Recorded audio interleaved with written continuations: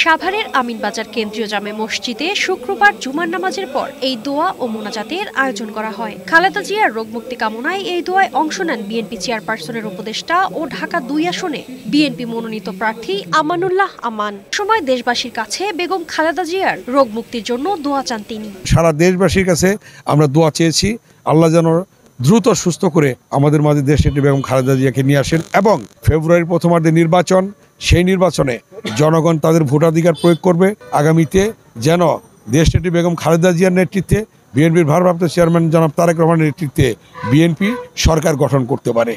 বরিশালে কেন্দ্রীয় কর্মসূচির অংশ হিসেবে সাবেক প্রধানমন্ত্রী ও বিএনপি চেয়ারপারসন বেগম খালেদা জিয়ার দ্রুত সুস্থতা কামনায় দোয়া মোনাজাত অনুষ্ঠিত হয়েছে। জুমার নামাজ শেষে নগরীর গোরেস্থান মসজিদে এ দোয়া মাহফিলের আয়োজন করা হয়। এ সময় বিএনপি চেয়ারপারসনের উপদেষ্টা মুজিবুর রহমান সারওয়ার সহ জেলার সকল পর্যায়ের নেতাকর্মী উপস্থিত ছিলেন। এ সময় বিএনপি চেয়ারপারসনের উপদেষ্টা মুজিবুর রহমান সারওয়ার সহ জেলার সকল পর্যায়ের নেতাকর্মী উপস্থিত ছিলেন। এছাড়াও নগরীর বিভিন্ন মন্দির, গির্জা, প্যাগোডা সহ অন্যান্য উপাসনালয়েও প্রার্থনা করা হয়।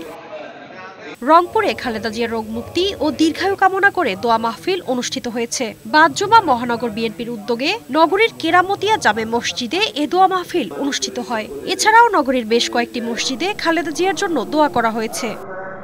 মাদারীপুরের শিবচরে দোয়া ও মিলাদ মাহফিল অনুষ্ঠিত হয়েছে। বাদ-জুমা মাদারীপুর ১ আসনের সাবেক সংসদ সদস্য নাভিলা চৌধুরীর নিজ বাড়িতে এ দোয়ার আয়োজন করা হয়। এছাড়া কেন্দ্রীয় কর্মসূচির অংশ হিসেবে দেশের বিভিন্ন স্থানে খালেদা জিয়ার সুস্থতা কামনায় দোয়া অনুষ্ঠিত হয়েছে।